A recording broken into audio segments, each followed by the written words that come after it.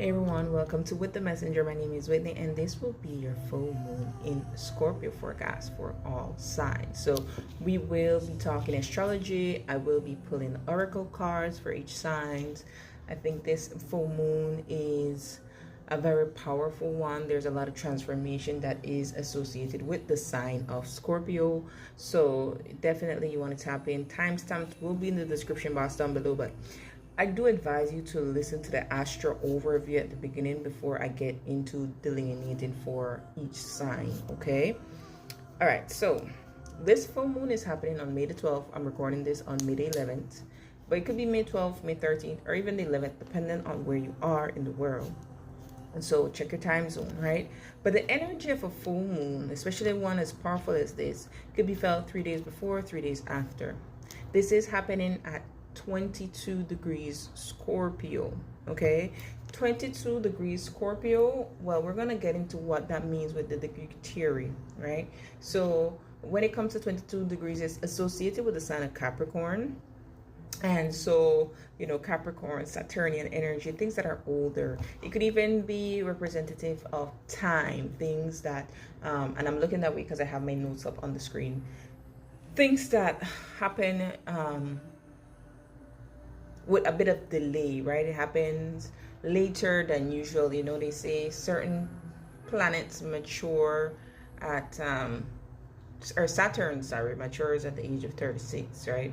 And then when you have your Saturn return, it's a sign of coming of age, of being older and wiser and stuff like that. We also have, it could represent something that represents difficulty, having difficulty associated with the thing. As you know, Saturn creates restrictions. It could represent something or someone from the past. Okay, so we'll be getting into that energy also. It's long lasting though, durable, enduring, a bit resistance, right? Everything, all those words associate with Saturn for me, right? But it could also be connected to winter, cold time, depression, shortage of something, spite, doing something out of spite, as well as skin diseases. Okay, so I would feel like if you have maybe, let's say, Venus at 22 degrees Scorpio, then perhaps there's something that could come up with skin for you, or there's could be something about love, of you dating someone that's so much older than you, or finally feeling like you know, you become a part of a union where it has the potential to be long lasting, okay? Or you may have felt like all your life, you know, your Venus is there at 22 degrees of Scorpio. You might feel like, man, why is love so hard? Why is there such difficulty with this, right? If you have a placement at 22 degrees. Now, this ruler of the moon is in Leo, Mars. You know, Mars is the traditional ruler of Scorpio, okay? So it's currently in the sign of Leo, and it will be making, on the day of the full moon, it will be making a trine to Venus. So we're going to talk about what that means too, because you always have to look at what the ruler of the sign is doing on the day of the new moon, okay? Let's talk about the Sabian symbol for this. It's a rabbit metamorphosed into a fairy or nature spirit. So this speaks to evolution and complete changes. You know, we go from an actual physical being, a rabbit, to a metaphysical being, the fairy, right? So you could feel like like you're morphing into someone different, especially those who have placements that will be directly affected by this. You could feel like you're ascending higher in consciousness. Some of you may want to switch to vegetarianism. This could also be a time where you have higher spiritual perception. Okay, now the cons of the Sabian symbol, those are like the pros, right? The cons could be feeling neutered, neglecting your body, and the effects of what happened when you neglected your body.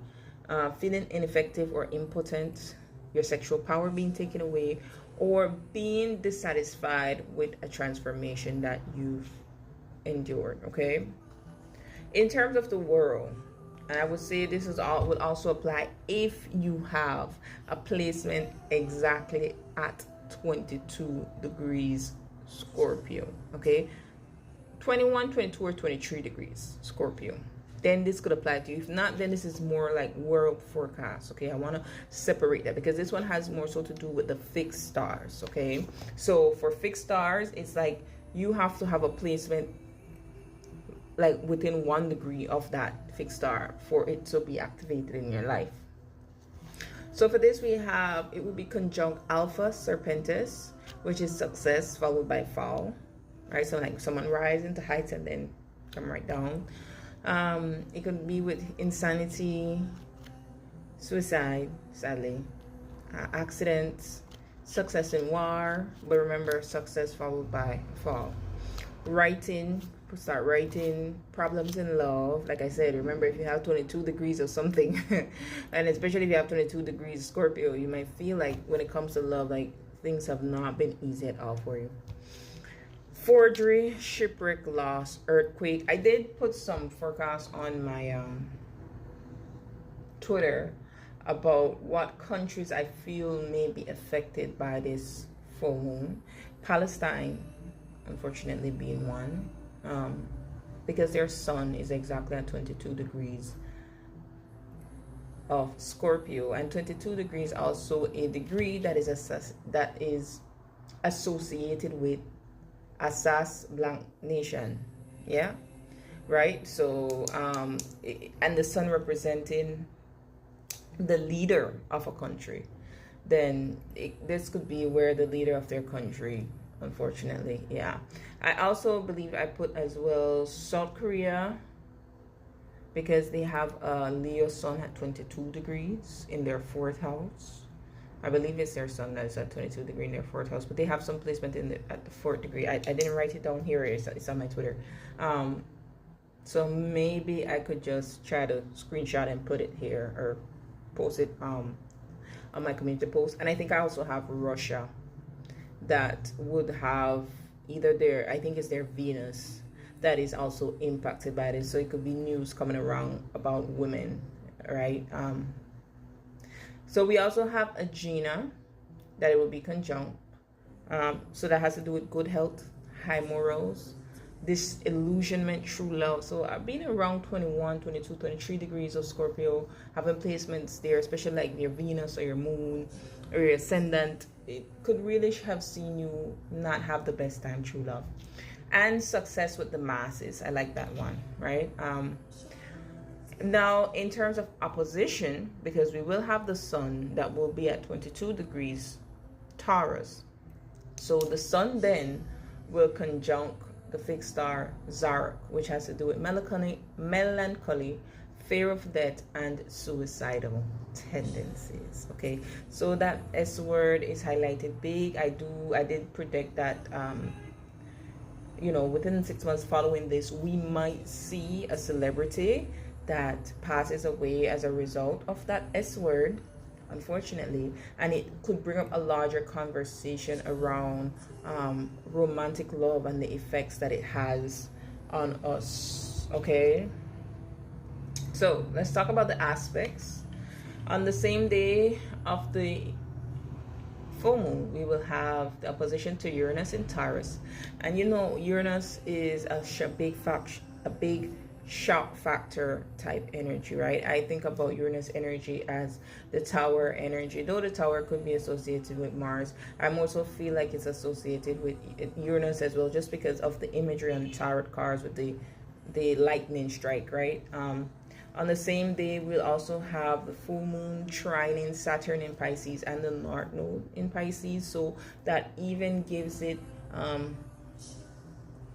more of that something old, something long-lasting, something endurance, a bit of resistance, that type, something from the past, that type of energy.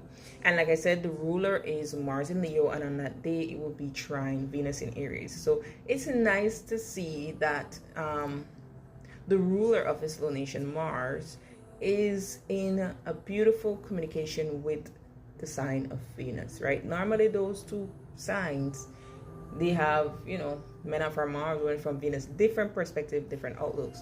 Venus in Aries, Venus is actually ruler of the sun, and we will have the sun in Taurus, moon in Scorpio. So there are two rulers, right, of the signs that the sun and the moon is in right now. They will be in beneficial communication. So I do feel like this will be a positive moon, but the effects of it definitely, it may feel harsher for those who I feel at this point weren't really in alignment with where they're supposed to be, and so there's a bit of shake-up that comes about from this. Okay, you know, I also deal with asteroids, so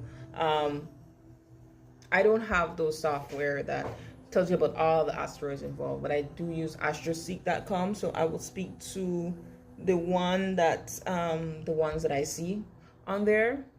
So we have conjunction to Juno and Narcissus. Juno has to do with marriage, commitment, contracts, and partnerships, right? It doesn't have to be only romantic love. It could be whatever contract that you sign or whatever contract and agreement you go into with someone else.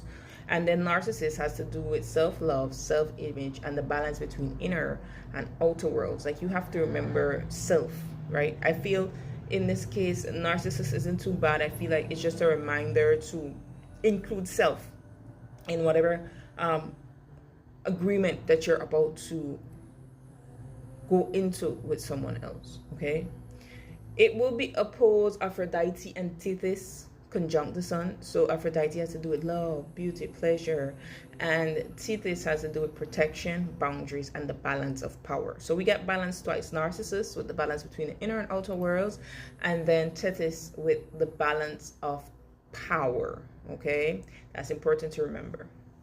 Now I want to move on to the influence by modalities and the influence by elements, because I feel like that's important to look at too. For fixed signs, Taurus, Leo, Scorpio, Aquarius, your angular houses will be activated. So that means within 2 weeks to 6 months of the lunation, you will have some type of completion, some type of breakthrough, or some type of breakdown in a major area of your life, okay? Because your angular houses 1, 4, 7, and 10 is being activated by this full moon. For my cardinal signs, and I don't know if I'm saying this word properly, succedent houses, succedent, yeah, you get the gist, will be affected. So that means your stability, your value, you know, where you take action. That is one. Because it's like, okay, angular houses come first, then succeedent, right? So angular house is a major area of your life. Let's say you bought the house, fourth house, right? You bought the house. Okay, so then what comes next is what affects the stability of that. What comes next is like the value of that. Okay, so that's what will be affected. That was what will come into question. That is what will be highlighted by this lunation. For my mutable signs, Gemini, Virgo, Sagittarius, Pisces, your cadent houses will be affected. So I feel like this for you will be easy because, you know, it's your energy naturally in the traditional wheel. So things that are subject to change, feeling out of control, or feeling like you're falling from a place of power, unfortunately, right? But we will see, dependent on where, you know, your sign is in which house, because now I'm going to talk about the effects of the influence by the elements or by the houses. Then we'll see how this ties in for you. So if you're a water sign, Scorpio, Cancer, Pisces, your Dharma houses are being activated here. Okay, so that's an auspicious house. It's house connected to meaning and purpose. It's spiritual action. It's your connection to the divine. It's like good karma. Okay, if you are a fire sign, Leo, Aries, Sagittarius, your moksha houses are being affected by this lunation. So that has to do with release, your spiritual journey, your path to enlightenment, liberation, a metamorphosis, and to some degree a bit of isolation too. Okay, healing. All right. For air signs, your Artha houses are being affected. So air signs, Gemini, Libra, Aquarius, this is about your wealth, this is about your career, and this is about your material prosperity.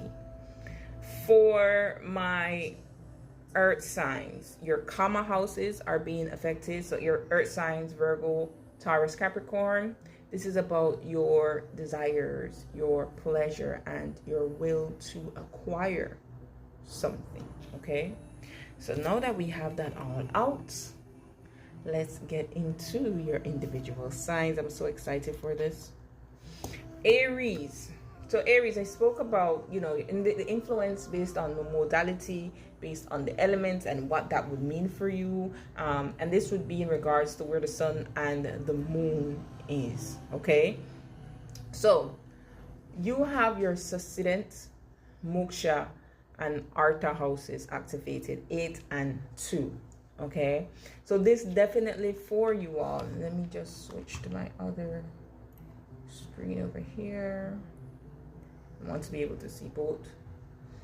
Yeah, so for you all, this has to do with your stability, right? Things that you value. And because your Moksha and your Artha house is activated here, well, this is kind of like a balance between what it is that you need to release in order to, and it might be what you have to release in relation to like material things, okay? Wealth, things that you share with someone else, okay? But it's in order for you to really gain that stability, okay? It's about what you need to take action on. So this is happening, this lunation is happening in your 8th house, your house of shared resources with another person. It also has to do with your house of like trauma, all right? And then the opposition, the light of the sun is there in your 2nd house, what you own, what you value, your sense of self-worth. Now we do have the ruler of this lunation in your 5th house, so I do feel for you all. There are things coming up about your childhood, okay, or whatever trauma that you may have endured, 5th house things, whether that be from childhood, whether that be with romantic love. This could even be stuff about a connection to a child, because the 5th house rules, you know, or children as well. And because Mars is there, the ruler of this lunation, you're going to be cutting and severing something from that 5th house. Your supporting factor in this is Venus there in your 1st house, thankfully. So Venus is definitely helping you to value yourself more. Venus is definitely helping you to see your worth, right? Venus is you being, at this time at least, being able to, though Venus isn't really comfortable in Aries, but it's still there, being able to show you how you know, if you more lean into your feminine energy, how things can come to you with ease, how worthy you are of something, right? And that definitely plays into that 2nd house, 8th house axis, because a lot of times we overindulge, 2nd house, we overindulge, overspend, overcompensate, right? Because we're covering up things that we're going through in the secret darkness of that 8th house, okay? There is a trine from the moon to your 12th house, the darkness, right? The Moksha house again. And so with Saturn there, Saturn is saying like, okay, you can't continue just overcompensate with like self-gratification, like early instant pleasures, in order for you to try to trade that for stability. It's not real stability, and you know it hasn't been real stability for you, right? So I do feel for you all. You're gonna be looking at what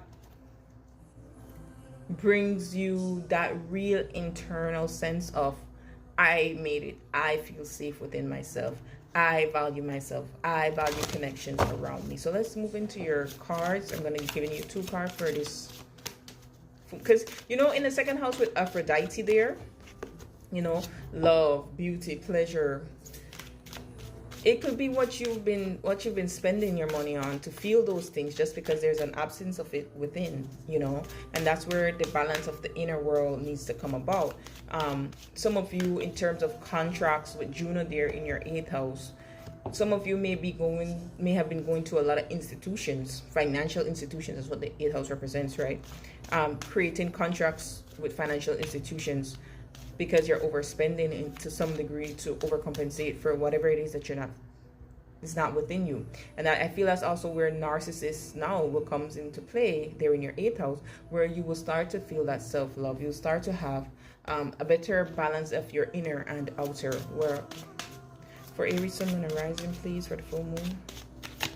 I'd like to see that. Let me get one more from my Crow Oracle deck. For Aries. Ooh, okay, they flew 2 out. So your first card is Level Up, Queenia Asentewa.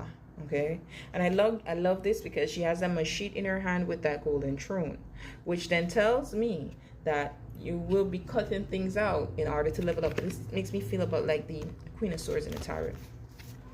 Right, exactly. Influence and abundance. Okay, so again, like I said, this has to do with your stability, right? Your 2nd house is definitely activated. You have an Arthur house activated as well, but and you know, a Succeedent house activated too. But you have to look with this influence card. You have to look at what has been making you feel less than, what has been pulling you out of your own power, okay? Because that is directly what is influencing your abundance. And I feel like this full moon is going to show you that, and that's how you're going to be able to level up, okay? Taurus. Taurus 21 may be significant for some of you all. Okay, so Taurus, this is happening in your angular, karma, and dharma houses.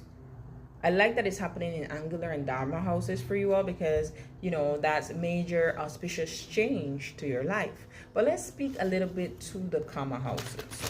That has to do with your desires, your pleasures, and your will to acquire something, okay? Interesting. Desire.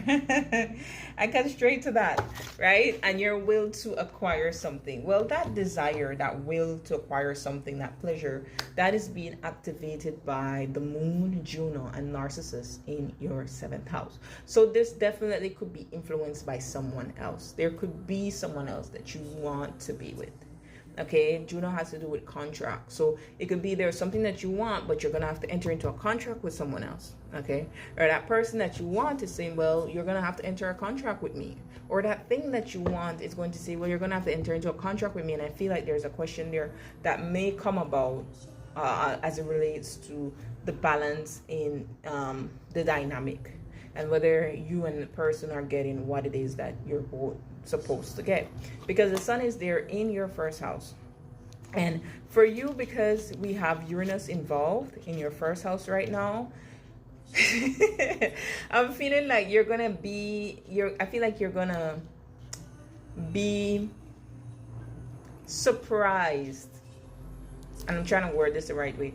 I feel like you're going to be surprised by what it is that desire brings out within you. I feel like that's the best way I could put it, because your ruler, which is involved in this lunation, because the ruler of the lunation is Mars, and you will have a trine to that. Your ruler is there in your 12th house. So that speaks to your subconscious minds, right? And deep down, you know, what it is that you really want and what drives you, right? That desire, it kind of drives you, especially if you're on autopilot mode. But the ruler of this lunation is in the 4th house for you, right? Like I said, you have angular houses activated. So since it's your 4th house, it has something to do with home, property, real estate, your family of origin, the family that comes from you. Okay, so could this be a case of, I don't know, maybe some of you all want to pursue a mortgage, right? Contracts are represented by the 7th house, and you have the 7th house activated by Juno. Okay, so that could be something. And the 12th house is like backroom, like deals made in secret. Okay. So it's like I feel for you all, it's you want to make a major life change, right? Your 1st house, 7th house being activated. But what is going to push through this major life change is the desire that you have to have something, and what contract you're willing to go into to get it. Now, because you do have a Dharma house activated, and Dharma house does have to do with things that are auspicious, things that are connected to spirit. It's even like a form of protection. And then you also have Tethys there conjunct the sun in your first house, which does represent protection. I feel that you are protected going into this contract.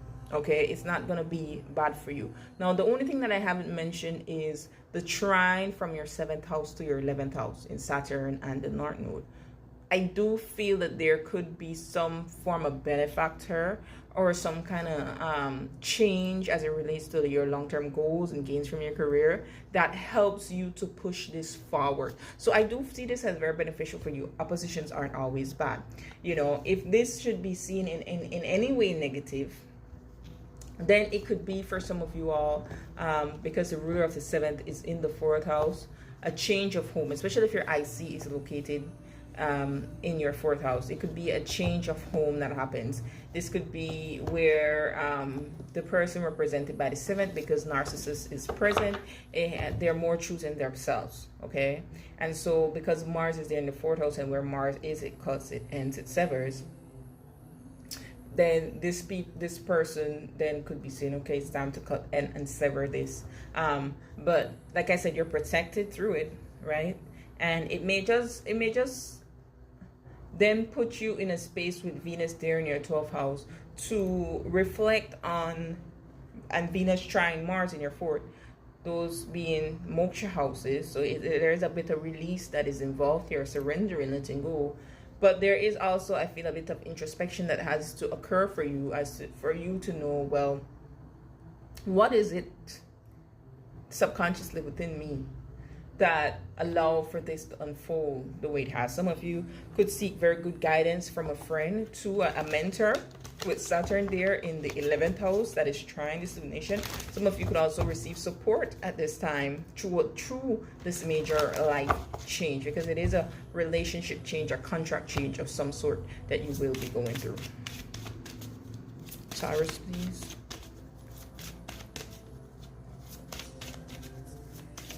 Full moon in Scorpio. Taurus, please. Full moon in Scorpio. Yeah, we have Mass, Jumbi. So a bit of shadow work. That's the last thing that I just said. Like, some of you all may really need to kind of look within. And again, remember, I said there could be a surprise that you go through with Uranus there in your first house, where it's like you're surprised at what you're willing to go or willing to do for what it is that you desire, right? So that's like the mask coming off. Yeah, we have cashing. So cashing has to do with storing something away for a later time. Let me just, yeah, you may find yourself either keeping an idea or position hidden until the time is right, or simply unwilling to let go of something you aren't using out of fear. Someone else may benefit from your release or surrendering. And that's what I'm saying. Like, this is a time for you to let go. And I feel for some of you all, it could be the other person by your 7th house that chooses themselves, that pushes you out of that energy, okay? And then you're kind of, if you were hiding behind that person, then your mask kind of has to fall off then, all right? Gemini. All right, Gemini. So this is happening in Cadent, Artha, and Moksha houses for you all. So you may feel that there's a bit of change that is happening as it relates to your stability, as it relates to, you know, just feeling like it's out of your control, that there's things that you have to release and surrender. You have houses 6 and 12 that is activated for you. House 6 is a kind of a difficult house for things to be activated in, simply because it's a house of challenge. It's a house of service. It's a house of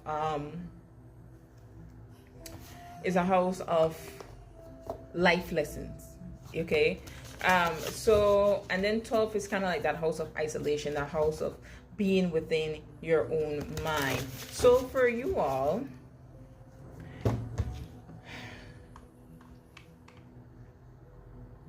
there may be some contracts that you've been a part of where you have been in service to others, whether it be work, whether it be who works for you, whether it be where you even volunteer, right? where in this time you're gonna have to adopt that narcissist mindset where you're gonna have to choose yourself. Now the aha moment for you as it relates to this will come from your 12th house. So pay attention to your dreams at this time. This is very subtle for you, but loud because Uranus is present. Okay. I want you to know though, with Tith is present as well, especially if you have any planets in Taurus, that there's a protection here. Okay, that this is kind of forcing you, whatever changes or present some type of instability, is to show you that there isn't a real balance between the inner and outer worlds, or between you and another party, right? So some release definitely will be involved here. Now this could have to do with your career, because we have that trine to Pisces and the North Node there in your 10th house. So there's a realignment that is happening as it relates to your career, or just a realignment that is happening as it relates to your self-image. If you've always been someone who give of yourself and you don't really get much in return, then this is kind of where maybe you might have to adopt that villain mindset. Okay, the ruler of this lunation is in your 3rd house, and so this could definitely be as it relates to community, siblings, extended family, okay, even co-workers to some degree, because the 3rd and the 6th house could represent your co-workers, you know, like I said, people who work with you, people who work for you. Okay, and then the ruler of the sun is in your 11th house. So I do feel through this time you may find some support from women. Okay, there's this beautiful flow between Mars and Venus happening between your 3rd and your 11th house, whether that be women online, because the 3rd house and 11th house could represent the online world. Okay, so you may receive some support from women online, or even men, because Mars is present there in your 3rd house too. But I just feel like your own community, right, your own and it may be in the sense of like, not community like where you, okay, I live here and the people around me. No, it might be like your online community, then your network, because Venus is there in the 11th house, which is like your online network, the people that you network with, where you go to events, like those people will come through with some type of support or some type of insight for you. Now, because Mars is present there in your 3rd house, where Mars is decisions are made. Sorry, my screen is going off. Where Mars is, that's where decisions are made. That it could be where there's a little bit of chaos or conflict. Like I said, it could be with people that you were of service with because of blood relation, or you know, relation through some type of contract. Okay, and this could be where you kind of take your power back, and that's where and stop being of service, and that's where it could create a bit of instability for you, and just like a question mark about what is next. Okay, but I do feel like your dreams, because of the activation of Uranus and the Sun there in your 12th house, give yourself until May the 18th, 19th, when we have that Uranus-Sun conjunction. That will give you another part of this story. Okay, all right, for Geminis, please. Ooh. All right, they have one that flipped over there. So we have harvest. I like when this comes in. So there is some type of bounty that is coming in for you all. I don't necessarily like this card. I'm gonna read a little snippet for you, but this one is amazing because this is reaping season, right? And I feel like that's where you kind of are when it comes to these contracts that you were a part of. You're like, okay, I've been given for some time, it's time for me to reap. And you may have to kind of demand that with Mars in the 3rd house. That is communication, that is speaking up. But again, you have the support of the 11th house. Okay, so let's read goals real quickly.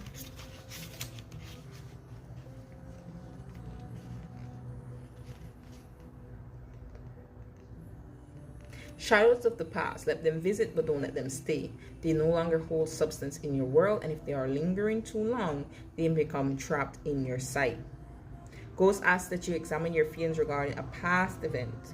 Are you able to find acceptance and move forward into healing? Are you unable to forgive or seek forgiveness, allowing old wounds of the past to remain open?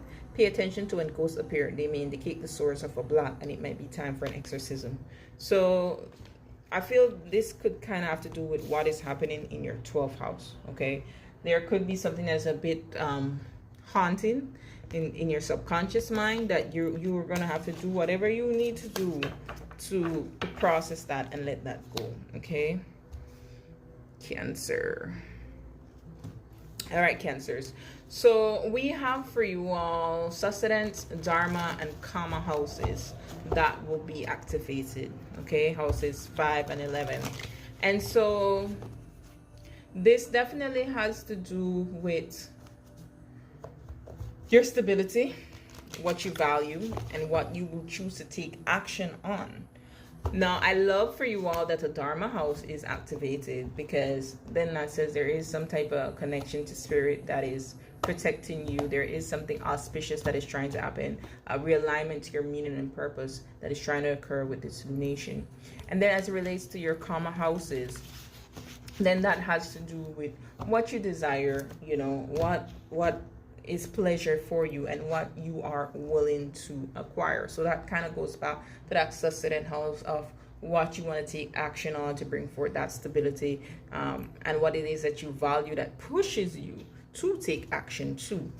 So for you all, this is happening in your 5th house. Some of you may want a child. Some of you want romantic love. Some of you want to really enjoy the pleasures of life. You may feel like up to this point, you weren't really allowing yourself to do so. Okay. Now, Juno and Narcissus is involved in this lunation in your 5th house. So you're going to be going to a contract with someone of some sort. Whether it be to date, whether it be to go half on a baby. But Narcissus is also present, okay? And because of that, there is a lending or alluding to self-love, you know, what in this dynamic, what in this contract could allow for some type of balance between me and this person, because I'm not going to forget myself in this equation. Matter of fact, I'm putting myself first in this equation. Okay, now the sun is shining from your 11th house with Uranus co-present, so there's a bit of shock factor there. Because Aphrodite is also present, love, beauty, pleasure, I wouldn't be surprised if some of you find love with a friend. I'm just saying, right? That's a possibility. Now, because we have a Dharma house activated with the 5th house, that's auspicious. So I do feel that there is something as it relates to love, to pleasure, to children, that is meant to be a part of your life right now, right? It's realigned in you. Whoever that person is, it's going to be realigning you to that purpose. And because I said earlier about the action taken and the will to desire, the will to acquire based on your desire, it may shock you. It may shock you what you are willing to do, or what someone else, because we do have the 11th house, which could represent another person, is willing to do to gain whatever it is that they desire, whatever they feel that would bring them some sort of stability. Okay, for some of you all, this could have to do with entrepreneurship, and so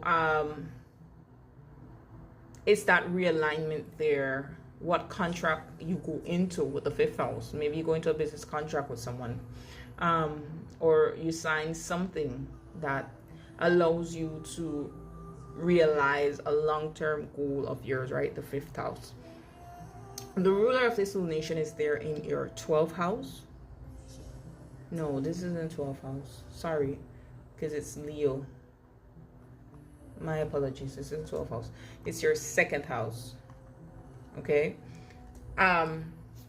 Yeah, the ruler of this lunation is there in your 2nd house. So money is involved is involved. What you have and what you want to do with what you have is definitely involved there. So there could be some changes that you make, the way you make money, you know, because we do have Venus as well involved in there. They're trying to Venus there in your 10th house. Those are two Arta houses. Okay, so that definitely has to do with your wealth, your career, your prosperity, what it is that you have. And I feel like I said, what you're willing to do to take what you have to get what it is that you want with that 5th house and 11th house, activation.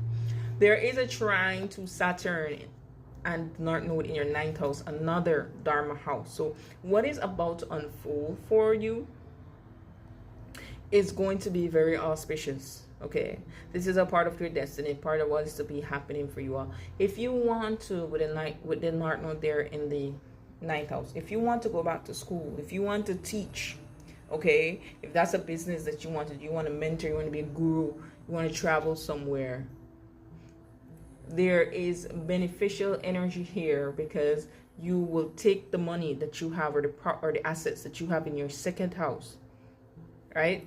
And then you have the support with Venus there in your 10th house from women of society, because the 10th house is a very public house, so it could really be from anyone, or it could be like of women in authority, right?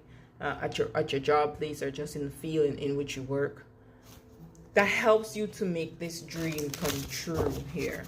Could just be like women who are powerful that you network with, because you have the 11th house activated as well.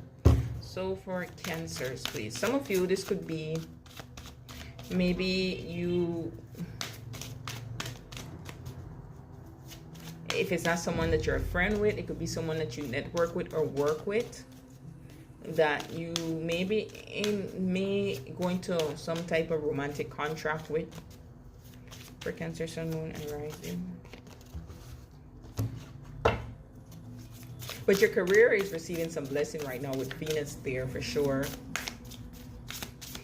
Or some type of ally or benefactor that helps you to realize this goal. But there is good karma that is coming towards you. Our Cancer, Sun, Moon, and Rising, please. We have feeling safe. Okay. And that's what I was saying. Like, there's Dharma houses activated for you. So there's a type of spiritual protection that is occurring here. And we have as well grief. Now both of these break down to number 4. Okay, so things are changing for you, but let me get more on this grief card.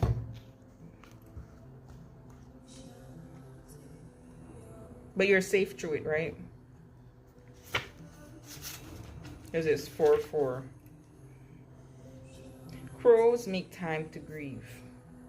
It is essential to allow yourself time to feel sadness for loss, honor the memory, and express your emotions.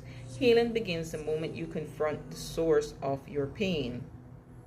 Grief may appear if you have suppressed emotions around the loss, or for growth to take place, you must address an ending which allows for closure. Okay, so there's changes that is happening in your life, but you have to allow yourself time and space to grieve what didn't occur. Okay, that could be the only thing that is holding this back for you all, Leos.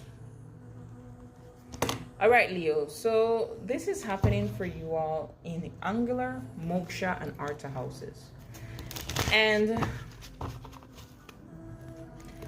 like I told, no, I don't see nobody else here with that setup. Okay, so for you all, there is a bit of, oh yes, it was Aries, but Aries is sustenance houses. You are Angular. There's a major change that is happening in your life as it relates to your home and your career.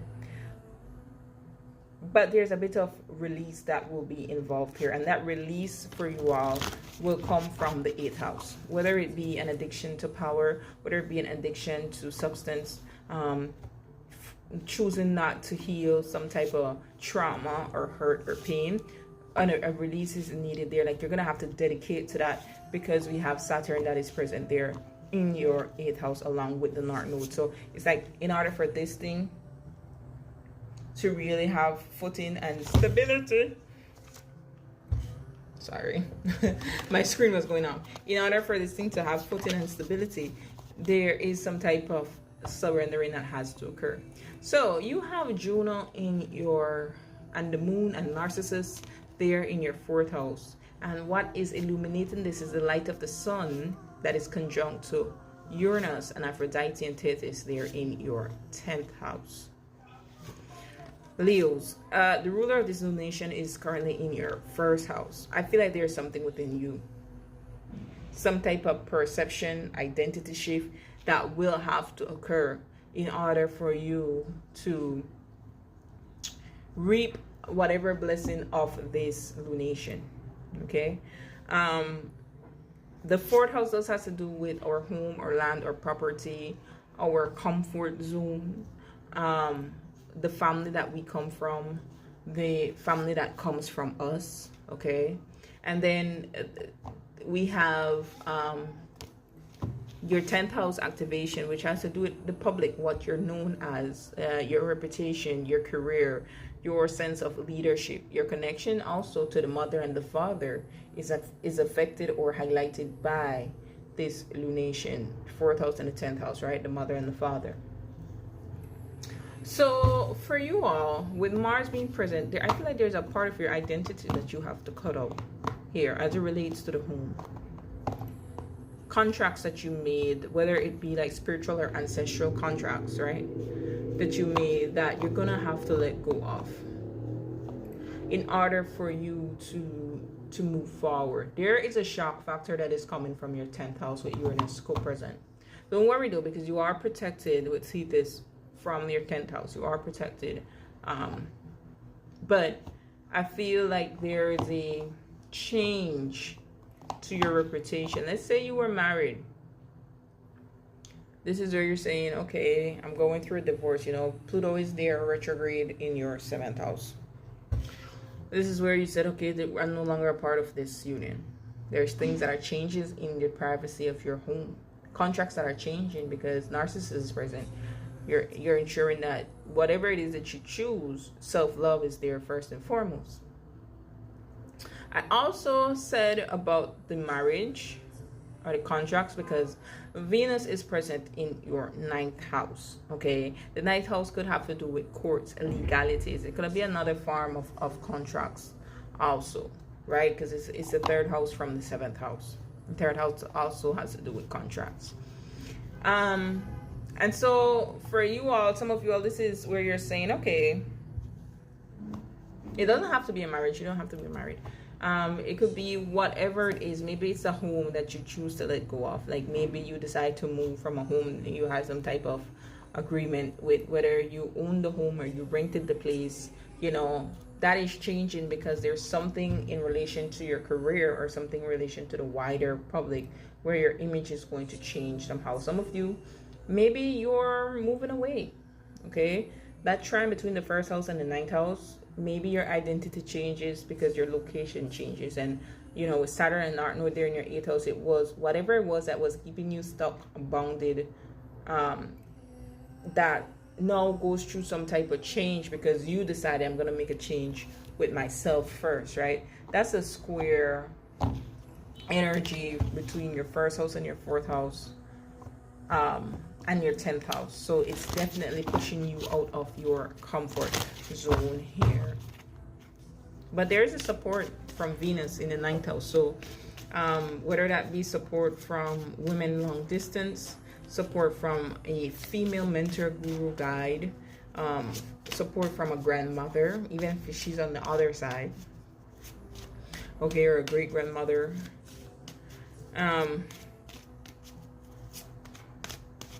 or just a woman or women who are long distance. For Leo, please. For Leo.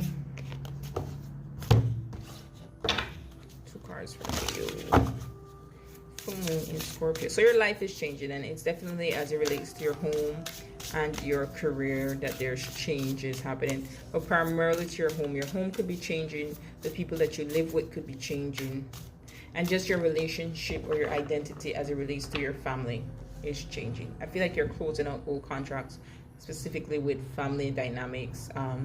Even if it's just like a programming that was instilled, because the 9th house, which Venus is in, does have to do with our programming as well, our belief system. You have 2 Dharma houses activated, Mars in your 1st house, Venus in your 9th house. So there's a bit of auspicious energy that is aligned with these angular changes that are happening for you.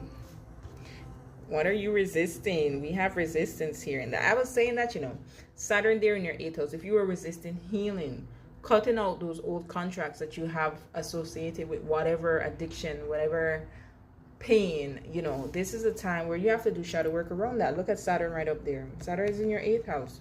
Okay, so there's shadow work that you have to do there. Why? Because it's blocking your abundance. It's blocking your abundance. Abundance wants to come in for you, but you're going to have to see that possibilities are available elsewhere.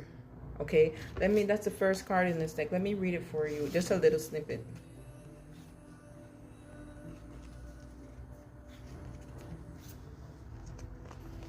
Crows on one side of the bay know that the canary is a source for a steady and easy meal, making gathering food an effortless task, and as a result, they spend their days enjoying their location. However, the crows on the other side, the resistance of the bay, where food is scarce, find searching for food much more difficult, and as a result, much of their days are spent focused on survival.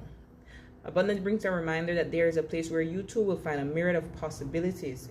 You know, I'm just saying, like, some of you are allowing yourself to stay stuck to a home, to a place, the 4th house, where the abundance isn't, but the abundance for you may reside where the sun is. Your career, where, you know, where you could be in a place of authority. It's outside of your comfort zone, basically. Okay? All right, so let's move on to Virgo.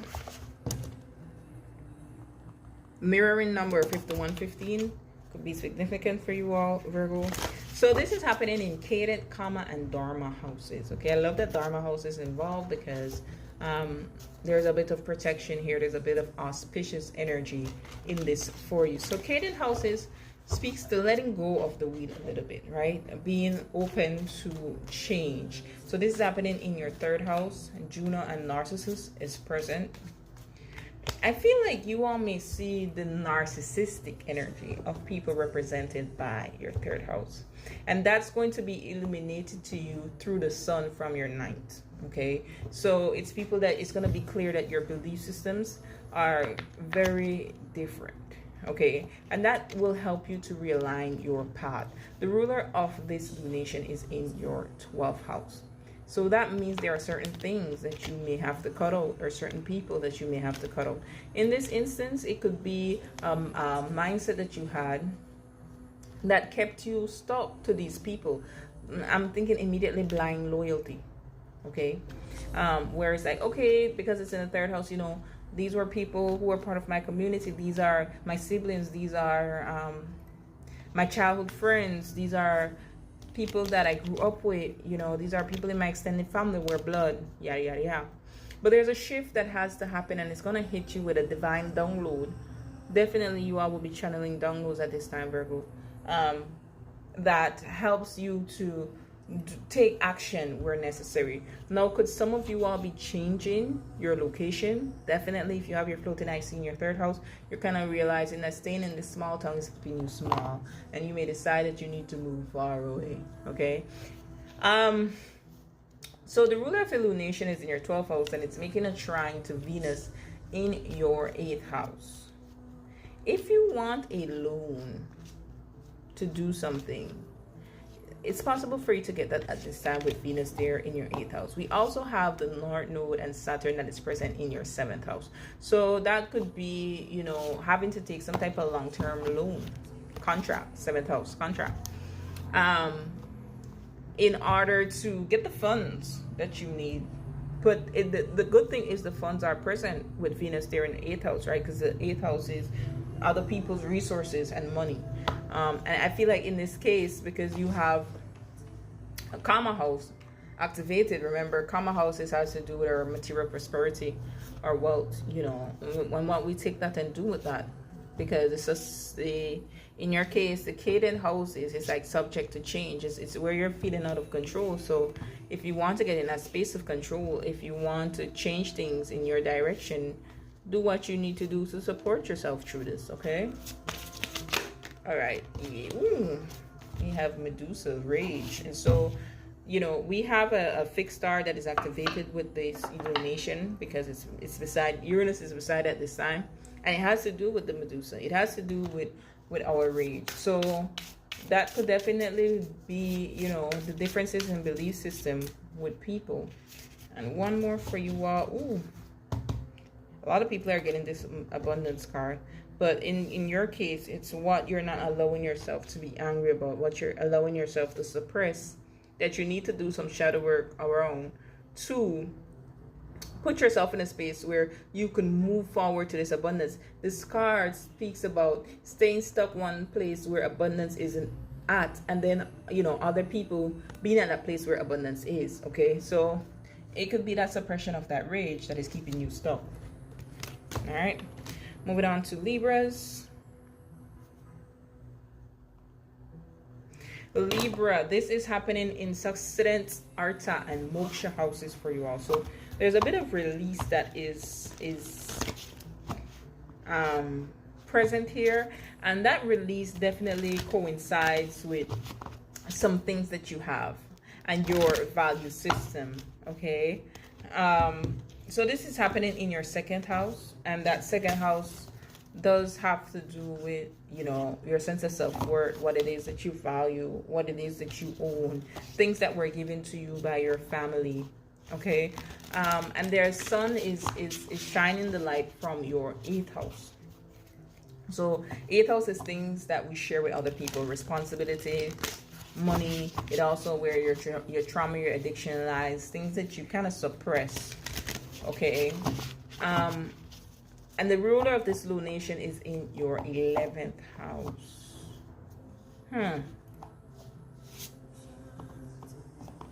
There could be a certain long-term goal or dream that you have that's represented there by 11th house that you may have to let go of or take action towards by letting go of something else.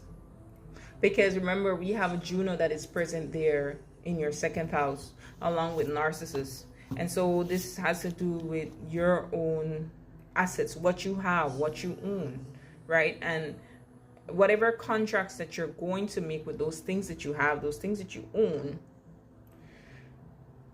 and the contracts would more than likely be with, you know, someone else.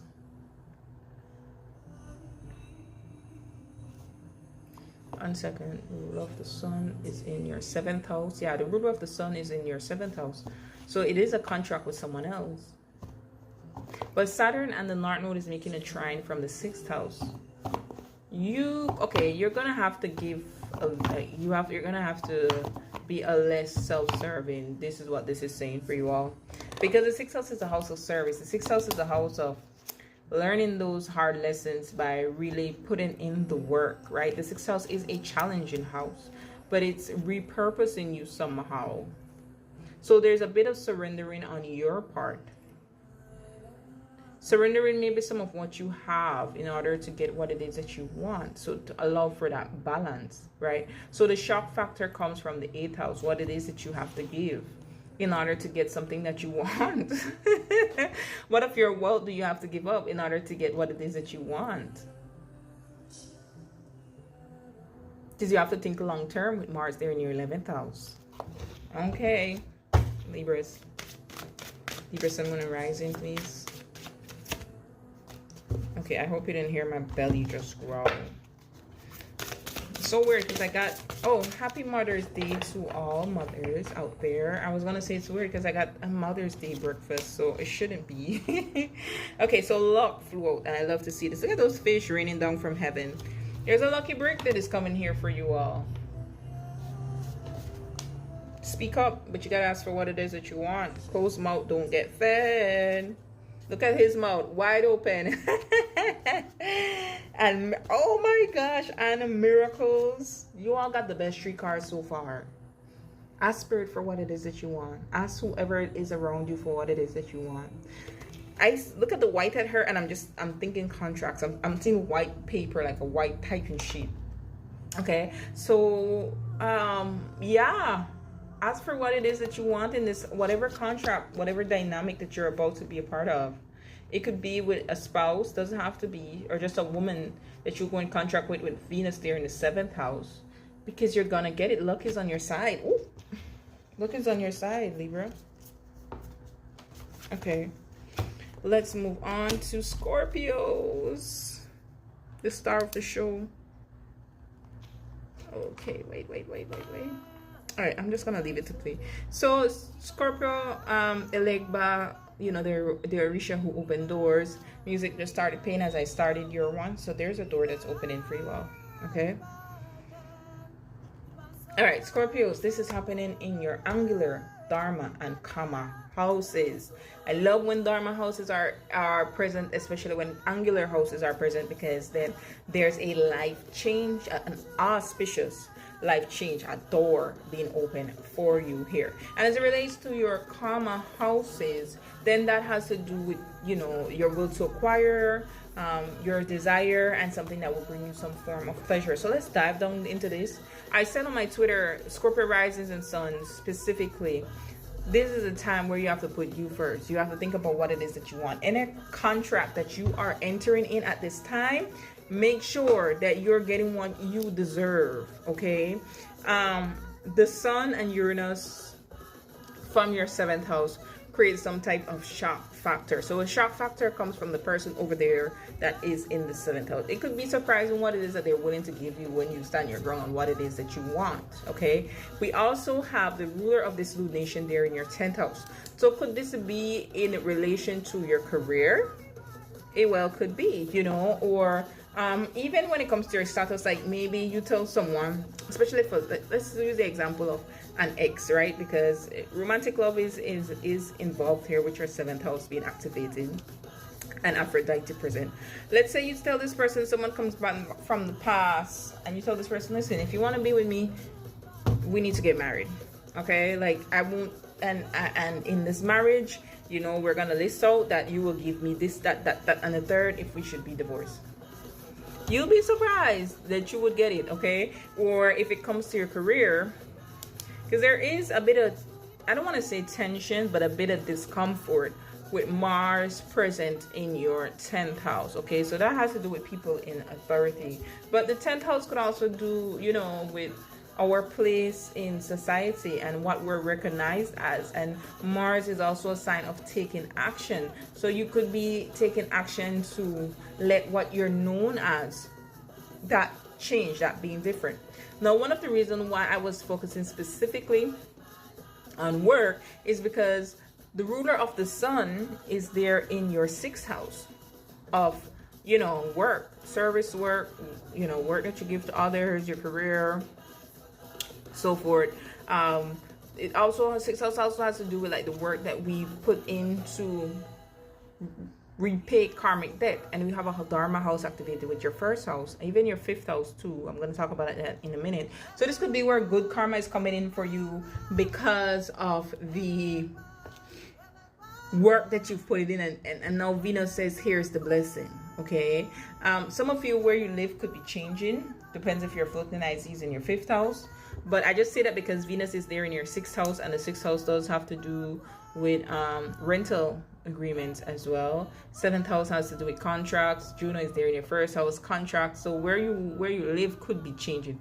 Some of you, you know, what you're known as in the 10th house, I call the 10th house what you're known as, could be changing. Like you could be known as someone who rents somewhere of high importance where pleasure and beauty is involved. Oh, sorry, excuse me. Or it could be that you become a landlord and you're known as that, right? One second.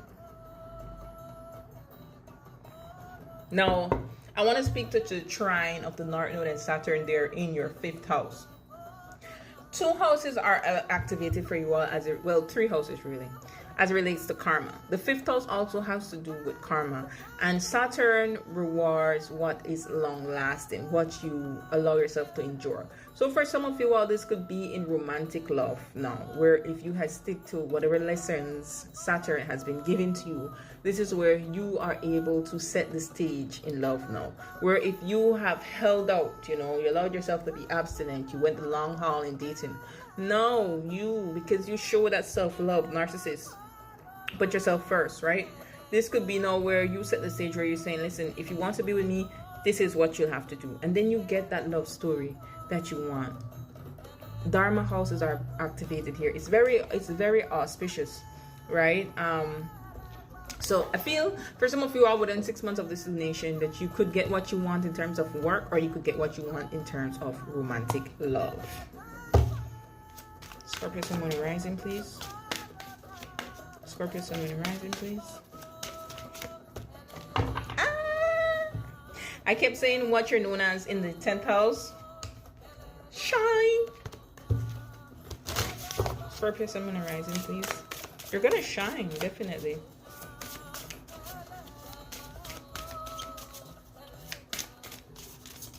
And the only reason why I reference, you know, someone from the past or something long-lasting and enduring is because this lunation is happening at 22nd degree. And if you listen to the beginning where I spoke about the degree theory, it is about what is long-lasting. And for some people, it could be someone from the past or someone who's older. You know, even if you're if you're going to date someone older and you're like, okay, I don't mind being with you, but these are the things that you have to give to me in order to be with you, okay? You all are coming out of isolation here.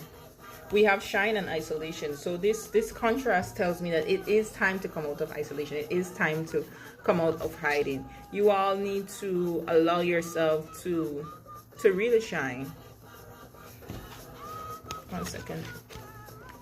Kids, remember, the narcissist is there in your first house. This is where you have to put yourself first and stop hiding in the background.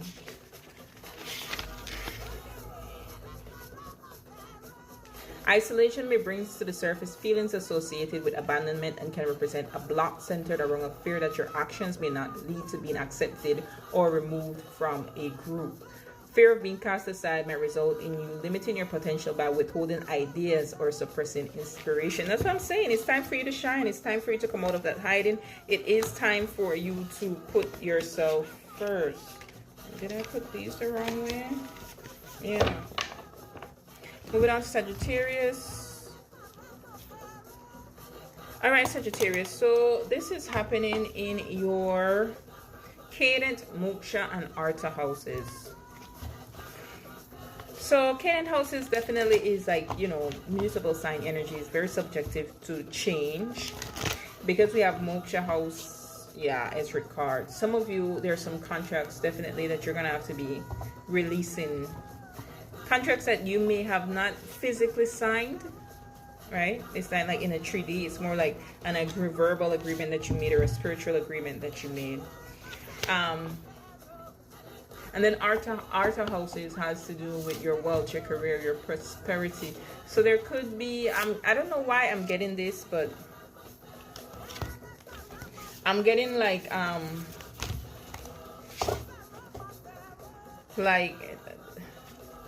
a scarcity mindset, like ways in which you allow yourself to play small, and because it was passed down to you through some type of belief system. So anywho, this is happening in your 12th house. It's a very subtle house, and there's a connection obviously from the sun in your 6th house. So from the sun, it's being shown into your 12th house. So however you allow yourself to be of service to others, whatever life lessons that you've been learning, 6th house energy, there it is, that subtle, that spiritual 12th house energy, that subconscious, you know, how you allowed yourself with Juno there, the contracts that you would allow will allow yourself right now in the present to make. And there is an energy with narcissist presence that whatever contracts you do make, right, and this is more so subtle contracts, like an agreement, like yes, we won't sign on the dotted line. It will be more so like we're talking, you know, what I tell myself, what I believe, and putting yourself first as a part of that process, right? The ruler of this lunation is Mars there in your 9th house, which does have to do with your belief system. It also has to do with contracts for me as well. I see the 9th house as a contract house too. Because if you subscribe to some type of programming and belief, especially when you look at cults, right? That's kind of like a contract that you're making with those people, that I will follow these customs, these rules, this tradition, what have you. So there is a belief system that you need to cut away from the 9th house, or at least make a decision in which direction you will go. For some of you all, this could be where you choose to move. And I'm only saying that because the 12th house and the 9th house are present, which could be long distance. But you also have a trine to Saturn and the North Node in your 4th house to the moon. So 12th house and your 4th house. Moksha houses, a bit of release. It could be just a spiritual release of a contract, of a belief, but it could be the surrendering of a home. Because if you're floating ICs there in your 4th house, then where you are or where you have been isn't where you're supposed to stay. You need to move away from that. And the North Node and Saturn present will kind of realign that for you. Now you have 2 Dharma houses involved, your 9th house and your 5th house. They're making a trine to one another. So that's Venus and Mars. So there is a beautiful flow and auspicious energy that is realigning you to your purpose right now. This could be where, because the 5th house is involved in Venus too, a child that inspired this change, a romantic love that inspired this change, whatever change this person as a Venus is inspiring through your 9th house, is that's where you're going to cut away from it, right? And your 12th house as well, you know, that's where the subtle shift is coming in. Now the jolt or the change comes also from your 6th house, because Uranus is present there. And because of that, I feel for you all that it's like you just have a sudden breakthrough moment in terms of a lesson learned, that you're not going to do this thing anymore. Now for some of you all, could this be related to health? Yes, because we do have the 6th house and the 12th house, you know, present, and that love for self that you may decide, you know, I'm gonna cut out certain things that I've allowed myself to do over and over, because that doesn't really show that self-love. Okay, all right, so let's move along to Capricorn. Oh no, let me get your card, Sagittarius. Sagittarius cards, please. Harvest. Look at this. I think it was Gemini that got that.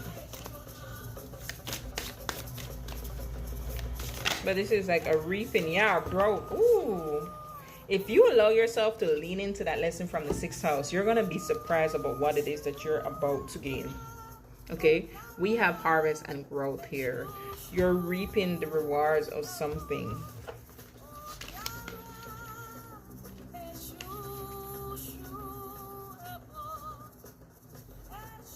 Growth directs your attention to areas of your life that have become remarkably different as a result of gaining a skill or understanding that you did not possess in the past. And as a result, you're gaining the harvest. Look at the bananas. Is this bananas? I'm not sure, but I'm thinking about bananas. If you're eating a banana right now, this message is emphasized for you. Okay? All right, Capricorns. Capricorn. So this is happening in Succedence, Karma, and Dharma house for you. Okay, it's 1 Dharma house, your 5th house. That's the house of good karma. There's the sun that's illuminating there from your 5th house into your 11th. So the inspiration of this could be children, your inner child, a business idea or a hobby or a skill, or a romantic partner. Okay, now because the lunation itself is happening in your 11th house, and we have, that's a karma house, we have Juno and Narcissus present there. This is about a contract that you will go into, where you have to ensure that you're putting yourself first,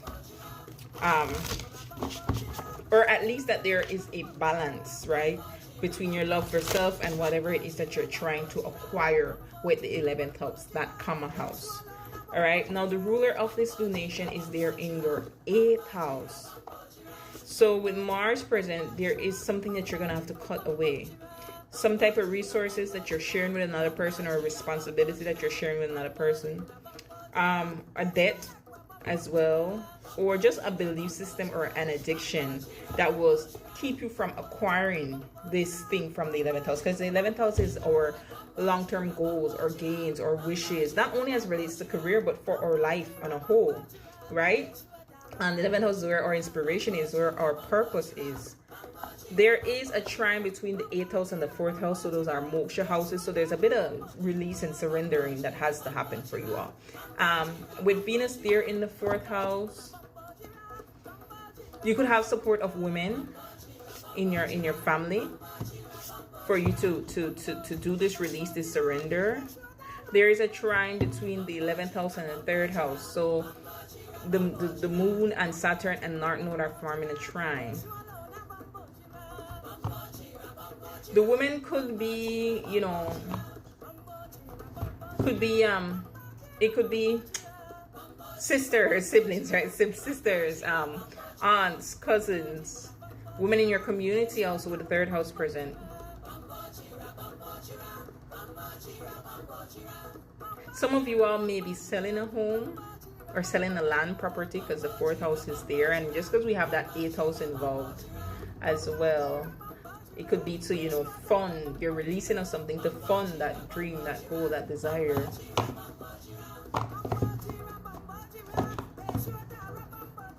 A friend or a childhood friend, there's, or I don't know, I'm feeling the inspiration comes from that fifth house. A child or children, your inner child, your love for some type of skill or some type of business. Some of you all could have surprise pregnancies with Uranus there in the fifth house and Aphrodite. And then that changes, you know, your gains. Definitely. And so because of that, with the Mars there in the eighth house, it cuts out certain things that gets in the way of it. Some of you are with Venus there in your fourth house, you know, your home should be a bit more a place of peace at this moment. All right, for Capricorn.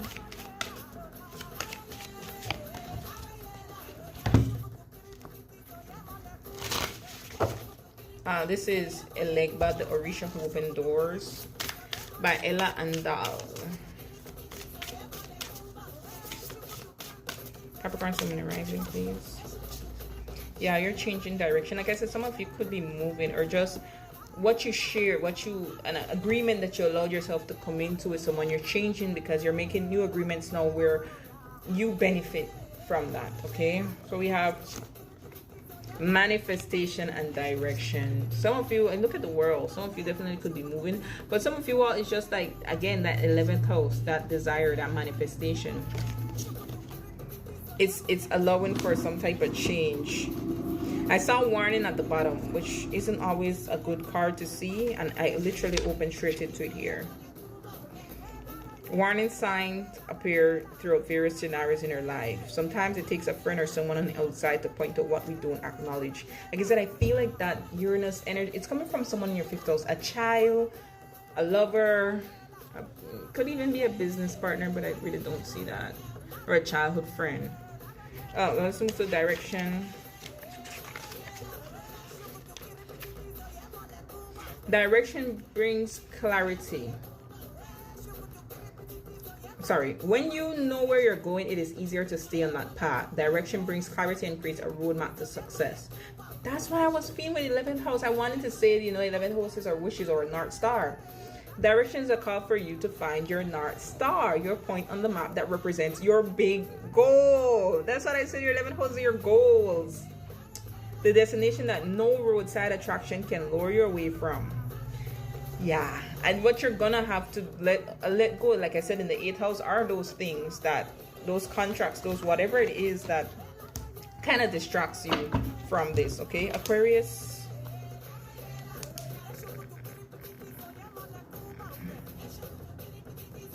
All right, Aquarius, so this is happening in Angular, Artha, and Moksha houses for you all. There's a bit of release that will be involved.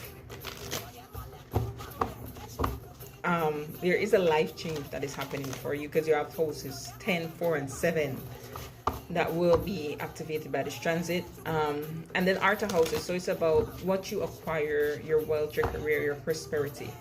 So the lunation itself is happening in your 10th house. You will be making changes as it relates to some of you, your career, your position of authority, or where you are on that ladder, or just what it is that you're known for in society. Now, the Sun and Uranus creates that shock factor that's shining from your 4th house. I feel for you all that there is... Oh, and there's also the root of illumination in your 7th house, right? Mars is there in your 7th house. Someone from your 7th house could also aid in driving this, because the 7th house represents our committed partner, or at least things that we've made contracts with. So even if it's like family, where I decide I'm gonna be loyal to y'all, you're my family, whatever, what have you, or if it's like a mortgage that you have or something. The person represented by the 7th house is cutting things out. Whether it's you out or you're getting rid of a contract as it relates to whatever is there in the 7th house. And the subtle energy of it all is creating that change from your 4th, like the 4th shining up at the 10th. So let's say you choose to sell a home. Let's say you choose to separate a partnership, dissolve a marriage there in the privacy of the 4th house. It's shining that light at the top of the sky in the 10th house. So your status, your reputation is changing. But there's an energy of self-love, putting yourself first, you know, you directing what contracts you choose to be a part of. Okay, up there in the 10th house. All right. There's protection included in from the 4th house side of things. So whatever has happened there, it's meant to happen. We also have the ruler of the sun in your 3rd house that is making a trine to Mars in the 7th house. There will be support from women around you with that 3rd house energy. So sisters, siblings, aunts, cousins, nieces. And then there's this energy of trine between the moon and the Saturn and North Node there in your 2nd house. So, you know, your 2nd house does represent what you own. So if you're selling a house, remember I said it could be you selling a house or even buying a house. You know, this has to do with what you've invested with Saturn there, or what you're going to be investing in for the long term with Saturn there, as well as the North Node is a part of your purpose, is a part of what you're supposed to be doing. And then that talks to, you know, the moon and Juno and Narcissus there in your 10th house. So that contract that you are creating is, or that you are dissolving, it's meant to what is happening, either because it's not able to sustain long term, or it is able to sustain long term and you're going to get some type of benefit out of it. Okay, yeah, Etric cards, there is some type of dissolving there of some of those things. But let's see from the oracles for Aquarius. So some of you all could begin a contract for work where maybe you might suddenly have to move if Uranus is there in your 4th house. Sorry, if your IC is in your 4th house or your 3rd house, you may have to move for work. Okay, but you're just make sure that you're able to negotiate for the long haul. You're going to be here, you get XYZ out of it. For some of you all, like I said, this could be the end, just because Mars is there in your 7th house, of a contract. So maybe you get a big payout, or you decide to move and quit a job. Maybe you get a big payout, or you decide to end, because it is a full moon, right? Completion energy. You decide to end a contract with a romantic partner, and then, you know, things get dissolved and you get some stuff out of it. Or at least there's an equal balance in the way that it dissolves, where you don't really lose. All right, Aquarius and Moon and Rising, please. Yeah, commitment. Definitely, I felt that for you all. It is about a commitment. We have, ooh, good juju and commitment. So as it relates to this commitment, whether you're dissolving one or you're becoming a part of it, it's good karma that is involved here. You have spiritual blessing from the other side. And like I said, the commitment will happen there in the 10th house. It's going to be very public because Juno is there. Commitment cards ask that you examine areas where you have already entered into an obligation. Are you ready to put in the work if needed? Are you willing to sacrifice something to ensure that you stay true to your word? If it is a goal that you're committed to seeing through to completion, are you willing to offer your time and resources? Think about the commitments that you have made. Do they raise your vibration just thinking about them, or do you feel heaviness associated with the situation? That will help you to direct, you know, whether or not you truly stay a part of this commitment or not. But as I was feeling contracts heavy for you all. Moving on to the last sign.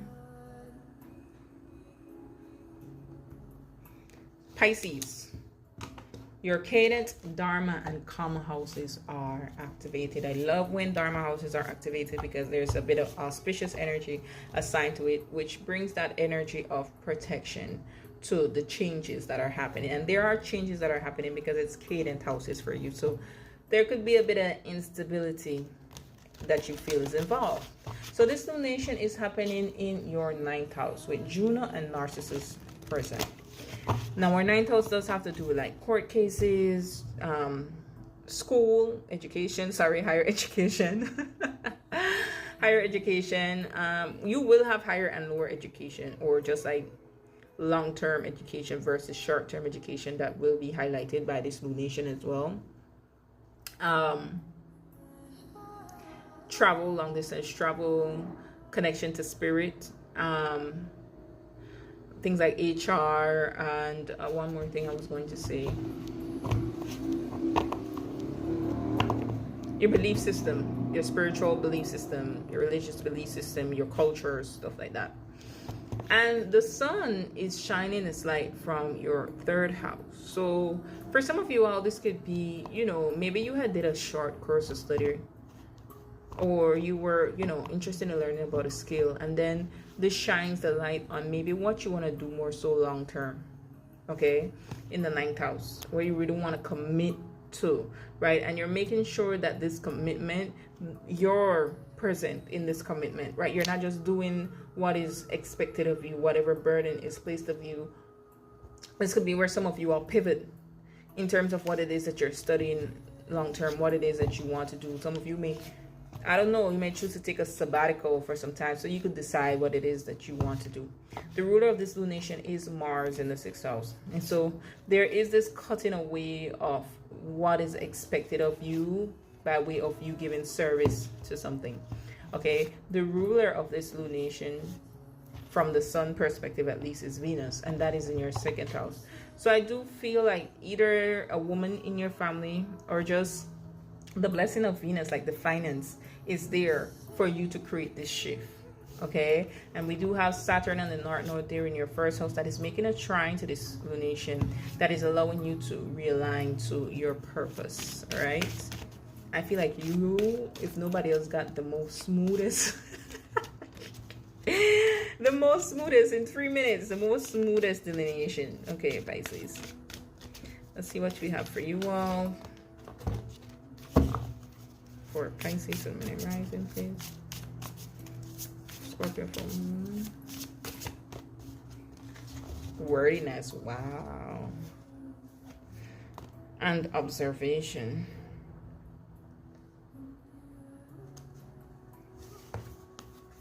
One second.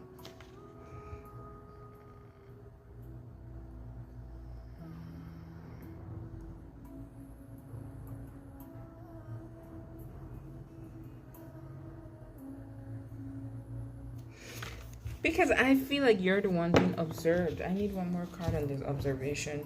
Yeah, we have Bond to the bottom here. I feel like you're the one that's being observed. And then you get a seat at the table.